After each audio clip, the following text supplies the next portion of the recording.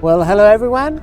We are privileged to have with us Professor Ganz, a renowned professor in leadership, organizing and civil society, and we are presenting today his new book, People, Power, Change, Organizing for Democratic Renewal. So welcome, Professor Ganz. Thank you so much. It's a pleasure to be here. What are for you the key factors that are provoking this democratic erosion nowadays? I think there's three principal reasons. One is that since the 1970s, so-called progressive parties have really abandoned a commitment to the daily lives of the people who need that kind of commitment. That's number one.